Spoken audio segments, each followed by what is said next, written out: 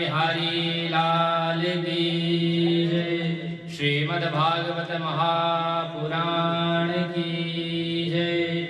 श्री वेदव्यास जी महाराज की जय। ओम स्वस्ति श्री गणेशाय नमः। ओम स्वस्ति श्री राधा कृष्ण चंद्र चरण कमलेभ्यो नमः।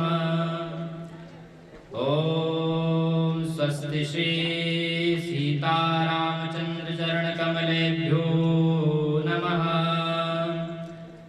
ओम स्वस्ति श्री अस्मद्गुरुचरण कमलेभ्यो नमः।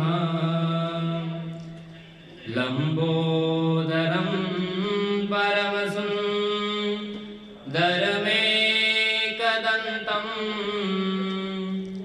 रक्तांबरं त्रिनयनं परमं पवित्रम् उद्याद्दिवाकरकरोट् ज्वलकायकान्तं विघ्नेश्वरं सकलविघ्नहरं नमामि। वंशी विभूषितकरा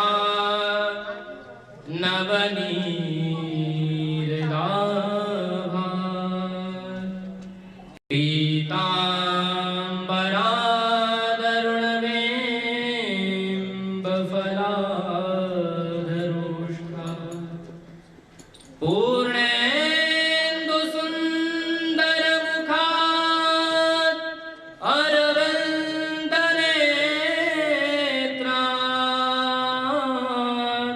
कृष्णात् परं किमपि त्वमहं न जाने।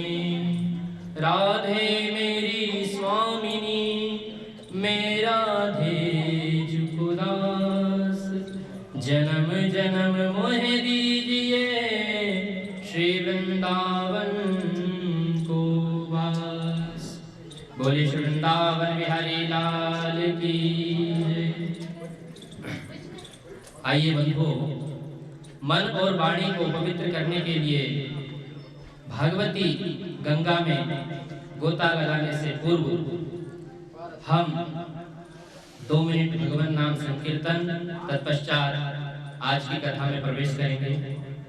तो आइए सभी मिलकर बड़े भाव से गाएंगे कि तेरे चरणों में रहेंगे राधा रमण लाल, तेरे संग में रहेंगे राधा रमण लाल, तेरे संग में रहेंगे राधा रमण लाल। सभी गाइए। संग में रहेंगे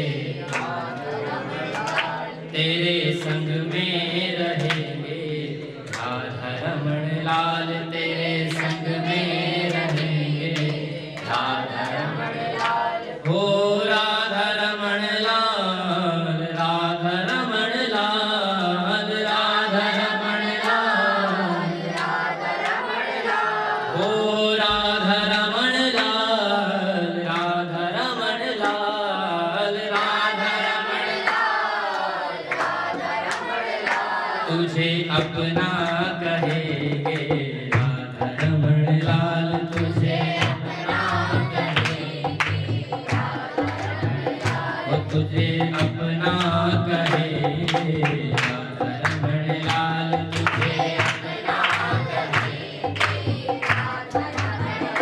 वो तुम चंदन बनो मैं पानी बनूं, तुम चंदन बनो मैं पानी बनूं।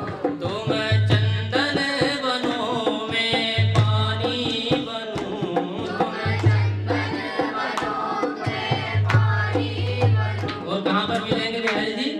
कि मस्तक पर मिलेंगे राधा रमण लाल, मस्तक पर मिलेंगे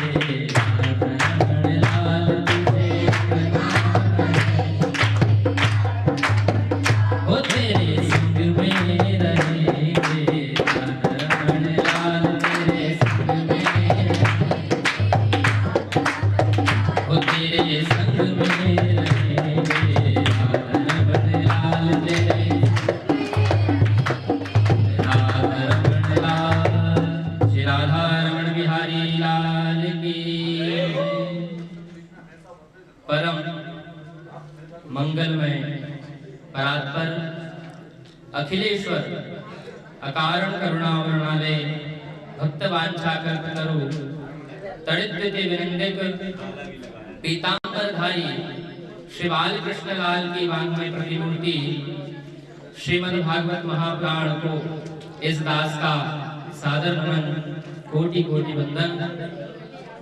हमारे ब्रज के कण कण में निवास करने वाले श्री वृंदावन बिहारी लाल के चरण कमलों में इस दास का सादर नमन। हम सबकी लाडली वृषभानुनंदिनी श्री राधा रानी के चरण कमलों में इस दास का सादर नमन।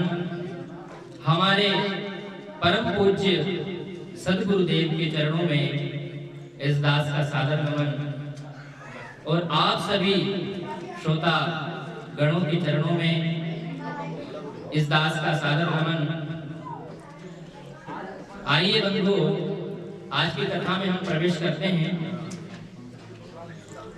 आज हम जानेंगे कि महाभारत का युद्ध जो हुआ था वह हमें जीवन में क्या शिक्षा देता है, जीवन में हमें किस प्रकार चलना चाहिए, हमें किस प्रकार अपने जीवन का निर्वाह करना चाहिए, ये भागवत महापुराण से हमें सीखना चाहिए। महाभारत का अंतिम युद्ध चलता है। कौरव की ओर से दुर्योधन के जो 99 भाई थे वे सब मारे जा चुके थे। केवल एक दुर्योधन आखिरी बचा था। दुर्योधन और भीम के बीच भीषण युद्ध होता है। भीम दुर्योधन को अपनी गदा से मूर्छित कर रणभूमि में गिरा देता है और जब मूर्छित हुआ दुर्योधन पड़ा है, रोता है, बिलखता है, तब वहीं पर उसका मित्र अश्वत्थामा आता है। अश्वत्थामा पूछता है कि मित्र, तुम्हारी ये हालत कैसे हुई? और उससे कहता है दुर्योधन से कि यदि तुमने मुझे उसी वक्त मेरे कहने पर अपनी सेना का सेनापति बना दिया होता तो आज ये तुम्हारे 99 भाई जिंदा होते और तुम्हारी ये गति आज नहीं होती। दुर्योधन कहता है कि तुम 5 पांडवों के तो छोड़ो, एक पांडवों का सिर भी काटकर मुझे लाकर के दे दोगे तो मेरी आत्मा को बहुत संतुष्टि होगी। मैं तुम्हारे ऋण को जीवन भर तो नहीं चुकाया पाया, पर मरते मरते एक ऋण तुम्हारा लेकर जाऊंगा। दुष्ट जब मरता है तब दुष्ट कार्य करके ही मरता है। आज अश्वत्थामा जाता है और 5 पांडवों के पुत्र वहां पर लेटे होते हैं। भगवान श्री कृष्ण को उस बात का पता चलता है कि जो दुर्योधन लेटा हुआ है उसकी बुद्धि जो है वो दुर्बुद्धि है। वह रात भर में कुछ ऐसा करने का प्रयास करेगा जिससे पांडवों की क्षति होना अनिवार्य है। भगवान 5 पांडवों को शिव से बाहर ले जाते हैं और सोए हुए 5 पांडवों के बालकों के सिर को काटकर दुर्योधन के पास अश्वत्थामा ले जाता है।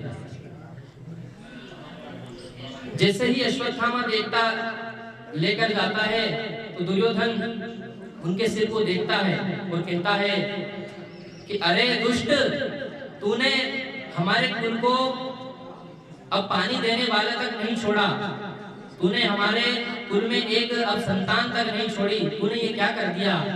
ये 5 पांडवों के बेटे को तूने सिर काट कर लिया या इन्होंने तेरा क्या बिगाड़ा? पापी उसे नहीं कहते हैं जो पाप करता है, पापी उसे कहते हैं जो पाप को पाप ना माने। अश्वत्थामा ने पाप किया परंतु उसको पाप नहीं मानता है। अर्जुन प्रतिज्ञा करता है द्रौपदी से कि द्रौपदी, जिसने भी तुम्हारे इन बच्चों का प्राण लिया है उसको मैं तुम्हारे सामने ला करके मारूंगा। अश्वत्थामा को घिसकर द्रौपदी के सामने पटकता है और कहता है कि बोलो द्रौपदी, तुम क्या चाहती हो, इसे क्या करना चाहिए। द्रौपदी कहती है गुरुपुत्र है, इसे छोड़ दीजिए। द्रौपदी की दया देखिए आप। द्रौपदी एक भारतीय नारी है। भारतीय नारियों की क्या विशेषता है, कितना बड़ा हृदय विशाल है उनका, कि जिसके 5 बेटे मर चुके हैं और उनका हत्यारा उनकी आंख से सामने खड़ा है, परंतु द्रौपदी उसे क्षमा कर देती है। ये हमारी भारत की नारियां ही कर सकती है, ये हमारी भारत की माता बहनें ही कर सकती हैं। आज अर्जुन भगवान कृष्ण से पूछते हैं, कहते हैं प्रभु इसका क्या करना चाहिए। प्रभु कहते हैं कि ब्राह्मण का तो वध नहीं करना चाहिए, परंतु बालक का हत्यारा कोई भी उसे क्षमा भी नहीं करना चाहिए। अर्जुन भगवान के इशारे को समझ जाता है और उस अश्वत्थामा की तेज रूपी मणि को हेड़ करके निकाल करके उसके सिर से और उसे अपमानित करके बाहर निकाल देता है। जैसे ही अश्वत्थामा जाता है, उसे क्रोध की अग्नि में, द्वेष की अग्नि जला डालती है और वह कहता है कि इनके बीच जो यह उत्तरा के गर्भ में अभिमन्यु का पुत्र पल रहा है, यह पांडवों का आखिरी वंश है। यदि वह ही नष्ट हो जाए तो इनका पूरा वंश समाप्त हो जाएगा। आज उसको मारने के लिए अश्वत्थामा ब्रह्मास्त्र का प्रयोग करता है। उत्तरा दौड़ी दौड़ी आती है, भगवान श्री कृष्ण के चरणों में गिर जाती है और विनती करती है, प्रभु पाहि मां, मैं आपकी शरण में हूँ, प्रभु मेरी रक्षा कीजिए। ये जो ब्रह्मास्त्र चला आ रहा है, यह मेरे गर्भ को नष्ट कर देगा।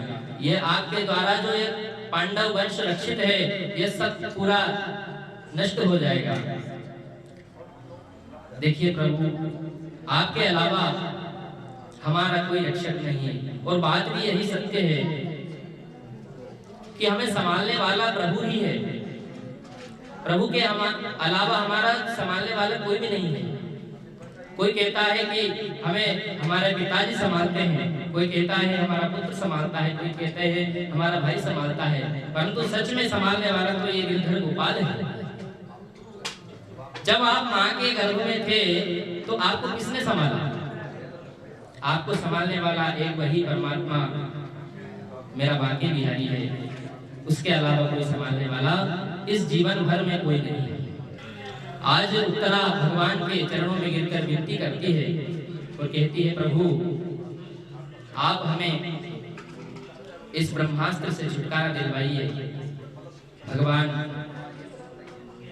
अंगुष्ठ मात्र का रूप धर करके उत्तरा के घर में प्रवेश करके उस ब्रह्म तेज की अग्नि को शांत करते हैं और पुनः अपने द्वारिका गमन को जाने के लिए उद्यत होते हैं कि तभी उनकी बुआ कुंती आती है और कहती है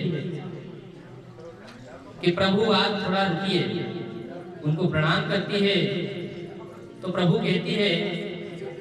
कहते हैं कि माता आप ये उल्टी गंगा कहां से बिहार रहे हैं?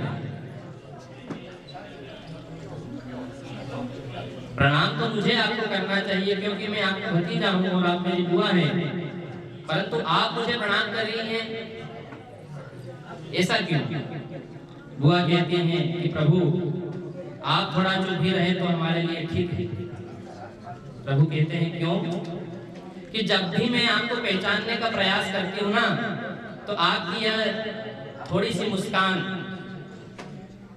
मेरे हृदय पर ऐसा आघात करती है कि मुझे तो बस अपने भाई का लड़का ही नजर आता है, मेरे नंद का छोरा ही नजर आता है। प्रभु कहते हैं कि मैं तो आपका भतीजा हूँ, आपने मुझे भगवान बनाकर बैठा दिया है कि प्रभु आप थोड़ा शांत ही रहे तो अच्छा है। आज माता बुआ भगवान से प्रार्थना करती है भगवान से कहती है कि प्रभु आप हमें दुखों का पहाड़ दे दीजिए, जीवन में हमारे दुख ही दुख हो और दुख के अलावा कोई भी नहीं हो। कि विपदा संतु न शाश्वत तत्र तत्र जगद्गुरु। कि प्रभु आप हमें विपदाओं का पहाड़ दे दीजिए, क्योंकि विपदाओं में भी भगवान की याद आती है। जिस प्रकार हम कष्टों में भगवान को याद करते हैं ना, उतना सुख में हम भगवान को याद नहीं करते हैं। विपदाओं का अर्थ है स्ट्रगल। जिंदगी में स्ट्रगल जितने आते हैं उतना ही भगवान को याद किया जाता है। स्ट्रगल आना भी जिंदगी में जरूरी है, तो सभी को डट करके स्ट्रगल का सामना करना चाहिए, विपदाओं का सामना करना चाहिए। भगवान का नाम जपते जपते आप उन्हीं में लीन हो जाइए। Let struggle comes. तो जब स्ट्रगल आपकी जिंदगी में नहीं आएगी, विपदाएं आपकी जिंदगी में नहीं आएगी, तो आप निखरोगे कैसे? सोने को तपाया जाता है, उसको बहुत हथौड़े मारे जाते हैं, तब जाकर के उसकी कीमत होती है। जब तक व्यक्ति आग में तपेगा नहीं, तब तक उसका निखार, उसकी योग्यता पर कैसे भरोसा होगा? आज माता कुंती कहती है कि प्रभु आप हमें दुखों का पहाड़ दे दीजिए, क्योंकि आपकी याद ही दुखों में आती है। प्रभु कहते हैं कि मैं दुख तो दे नहीं सकता माता, पर आपको मैं मुझको ही अर्पण कर, मैं ही आपके पास रह जाता हूँ। भगवान उनके पास रह जाते हैं। एक दिन भगवान देखते हैं कि युधिष्ठिर बहुत चिंतित बैठे हैं और सोच रहे हैं कि मेरे हाथों कितने कौरव वंशों की हत्या हो गई है, कितने नारियां मेरे हाथों विधवा हो गई है, कितने पुत्र अनाथ हो गए हैं। ऐसा देखते हैं, सोचते हैं। जिस प्रकार का मोह अर्जुन को पहले युद्ध के पहले हुआ था, उसी प्रकार का मोह आज युधिष्ठिर कर रहे हैं। युधिष्ठिर मोह कर रहे थे कि भगवान उनके सामने आते हैं और समझाते हैं, परंतु युधिष्ठिर समझने को तैयार नहीं है, क्योंकि भगवान को वो अपना छोटा भाई के जैसा मानते हैं। भगवान उनसे उम्र में छोटे हैं, तो भगवान समझ गए कि इन्हें किसी बूढ़े बाबा के पास ले जाना चाहिए, किसी बड़े ज्ञानी पुरुष के पास ले जाना चाहिए। तब भगवान जाकर के महात्मा भीष्म के पास उन्हें ले जाते हैं और उनका जो संकोच है, उनका जो उनकी जो ग्लानि है, उसे दूर करवाते हैं। महात्मा भीष्म कई धर्मों का विस्तृत वर्णन करते हैं, कई को संक्षेप में वर्णन करते हैं और इस प्रकार युधिष्ठिर को धर्म का ज्ञान समझाते हुए भगवान के चरणों में अनुरक्त हो जाते हैं और प्रभु से विनती करते हैं कि प्रभु ये मेरे महाप्रयाण का समय है और आप थोड़ी देर मेरे सामने, मेरी आंखों के सामने खड़े रहिए और आपको निहारते निहारते देखते देखते ही मैं इस प्राण को त्याग दूं। प्राणों को त्यागने से पूर्व मैं आपके चरणों में अपनी इस बेटी का विवाह करना चाहता हूँ। तो कहते हैं पितामह भीष्म कि इति मति रूप कल्पिता वितृष्णा भगवती सात्वत पुंगवे विभुम्नि स्वसुखमुपगते क्वचिद् विहर्तुं प्रकृतिमुपेयुषि प्रवाह त्रिभुवन कमलं तमालवर्णं रविकर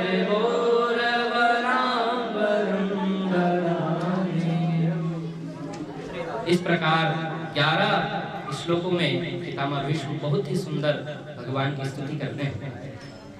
कहते हैं कि इति मति, जो ये मेरी मति रूपी जो बेटी है ना, इसको आप अपने संग में रख लीजिए और इसे कभी भी अपने से दूर ना कीजिए। पितामह भीष्म कहते हैं कि आपकी छटा को देखकर कौन मोहित नहीं होना चाहता है। आपकी त्रिभुवन कमनीय तमाल वर्णीय छटा को देखकर तो बड़े बड़े कामदेव भी शर्मा जाते हैं। तो मेरी बेटी को आप भी प्यारी है, आपसे बड़ा अच्छा पति मुझे कहीं भी नहीं मिलेगा। भगवान को अपनी मति को सौंपते हुए कहते हैं कि प्रभु मुझे वह दृश्य याद है जब दुर्योधन मेरे शिविर में आया और कहने लगा कि आज तो हम युद्ध जीत गए, अब युद्ध जीत गए, अब हमें हरा कोई भी नहीं सकता। तो मैंने कहा क्यों, कैसे जीत गए, अभी तो युद्ध प्रारंभ भी नहीं हुआ। पितामह भीष्म इस प्रकार पूछते हैं तो दुर्योधन जवाब देते हैं कि कहते हैं कि पितामह श्री कृष्ण ने प्रतिज्ञा ले ली है कि मैं शस्त्र नहीं उठाऊंगा। श्री कृष्ण कहते हैं कि मैं युद्ध में साथी बनकर ही रहूंगा, परंतु शस्त्र बिल्कुल नहीं उठाऊंगा। तो अब हमारी जीत तो अवश्य होगी ही। तब भीष्म पितामह वहीं पर प्रतिज्ञा लेते हैं और कहते हैं कि मेरी प्रतिज्ञा है कि भगवान श्री कृष्ण की प्रतिज्ञा को तुड़वा कर रहूंगा। उस प्रकार प्रतिज्ञा को तुड़वाने के लिए आज पितामह भीष्म युद्ध के मैदान पर हुंकार भरते हुए आते हैं और अर्जुन को अपना लक्ष्य साधकर तीर कमान से निकाल करके ऐसी तीरों की वर्षा करते हैं कि अर्जुन को संभलने का मौका नहीं मिलता। पितामह भीष्म एक के बाद एक बाणों का प्रहार करते जाते हैं। बाणों का प्रहार ऐसे करते हैं जैसे कोई बारिश की बूंदें अर्जुन के सिर पर टपक रही हो। अर्जुन को संभलने का मौका ही नहीं मिलता है। अर्जुन जैसे ही अपने तरकश में से बाण निकालने का प्रयास करता है, परंतु जैसे ही वह निकालने का प्रयास करता है दूसरा बाण उसे के हाथ को काट देता है और उसे घाव पहुंचा देता है। इस प्रकार महात्मा भीष्म ने अर्जुन को संभलने का मौका नहीं दिया और उसकी ध्वजा को काट दिया, उसके रथ के चक्कों को तोड़ दिया, उसके रथ के सभी पुर्जे अलग कर दिए, रथ से विहीन कर दिया। तब भगवान श्री कृष्ण ने अपने अर्जुन सखा को हारते देखा तो भगवान श्री कृष्ण स्वयं सुदर्शन चक्र की भांति उस रथ के चक्र को उठा करके और हुंकार भरते हुए और रणभूमि में ऐसे दौड़े मानो कोई गजराज दौड़ता हो, चलता हो, और जैसे धरती कांप रही हो, पीतांबर लहरा रहा है भगवान का, और भगवान हुंकार भरते हुए दौड़े जा रहे हैं। सुदर्शन चक्र की भांति उनका रथ का चक्का धरा है। जैसे ही भगवान भीष्म के पास जाते हैं, पितामह भीष्म हाथ फैलाकर खड़े हो जाते हैं और कहते हैं प्रभु आइए आइए, इसी का तो मुझे इंतजार था, इसी की तो मैं देख रहा था राह। प्रभु कहते हैं कि पितामह तेरे आगे मैं आज हार गया। अर्जुन वहां पर पांव पकड़कर बोलता है प्रभु आपने प्रतिज्ञा करी थी कि आप शस्त्र नहीं उठाएंगे। तो भगवान कहते हैं कि पगले भक्तों की प्रतिज्ञा को पूर्ण करना ही मेरी प्रतिज्ञा है, मेरी कोई प्रतिज्ञा नहीं है, केवल अपने भक्तों की प्रतिज्ञा पूर्ण हो जाए उसी में मैं संतुष्ट हूँ। आज की वाणी को यहीं पर विराम, गुरुदेव के चरणों में वंदन करते हुए आप सभी को जय जय श्री राधे।